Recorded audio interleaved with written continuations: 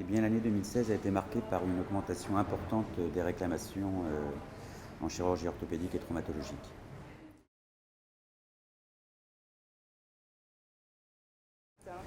Les types de plaintes sont très nombreuses. On retiendra principalement, naturellement, l'infection du site opératoire, mais aussi le syndrome douloureux régional complexe, ou appelé algodystrophie, et naturellement les résultats fonctionnels attendus mais non obtenus.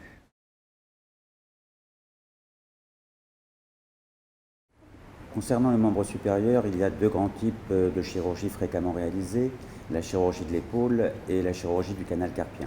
La chirurgie de l'épaule est dominée par la chirurgie de la coiffe des rotateurs qui laisse parfois des séquelles fonctionnelles, source de doléances des patients. Il existe par ailleurs dans les chirurgies stabilisatrices de l'épaule deux grands types de chirurgie, la butée et la capsuloplastie sous arthroscopie.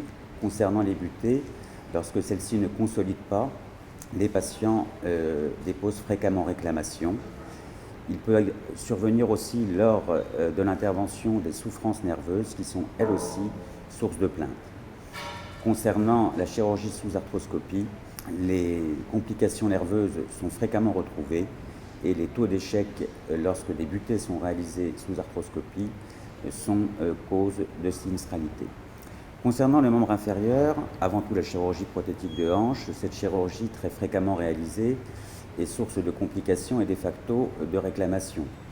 La luxation de prothèse naturellement, les souffrances nerveuses en fonction des voies d'abord, le nerf sciatique ou le nerf crural, les inégalités de longueur de membre inférieur, les gènes fonctionnels résiduels inexpliqués et naturellement, comme explicité précédemment, l'infection du site opératoire prédomine. Il y a aussi la chirurgie du genou.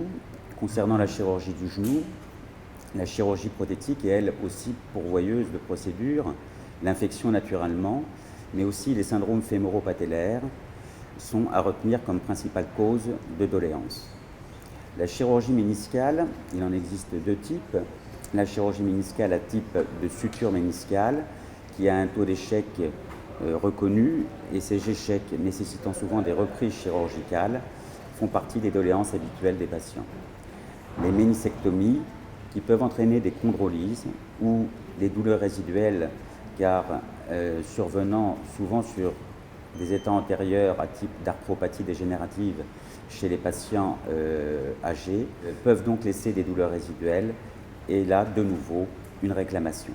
Enfin, comme chirurgie du genou fréquemment réalisée, les ruptures du ligament croisé antérieur qui nécessitent des ligamentoplasties peuvent donner des complications à type d'instabilité résiduelle ou de défaut de positionnement des transplants qui, là encore, seront cause de doléances et de réclamations. Pour le membre inférieur, il existe aussi dans la chirurgie du pied beaucoup de réclamations, que ce soit dans la chirurgie de l'hallux valgus ou de l'avant-pied d'une manière générale. On retiendra les récidives des déformations, mais aussi les calvitieux, les douleurs séquelaires, les arthroses post-opératoires qui font lieu à de nombreux mécontentements.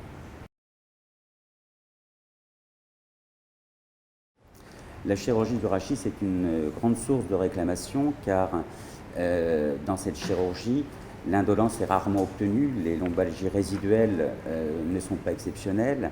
Par ailleurs, des accidents médicaux par étirement des racines nerveuses peuvent entraîner des complications avec de très lourdes séquelles, là aussi source de plainte. Et lorsqu'il y a plainte et donc expertise, les indications opératoires se voient souvent largement discutées par les demandeurs.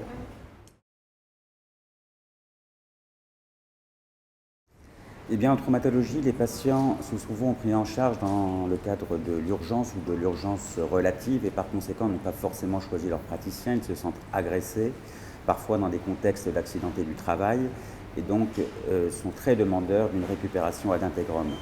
Outre les complications déjà citées générales, on retiendra naturellement l'abseudarthrose, mais aussi le calvitieux, les atteintes nerveuses périopératoires, comme par exemple dans les fractures de l'humérus, les atteintes du nerf radial.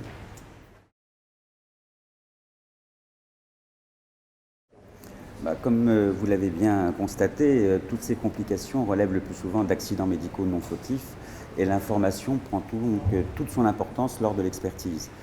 L'information, le chirurgien se doit de la prouver.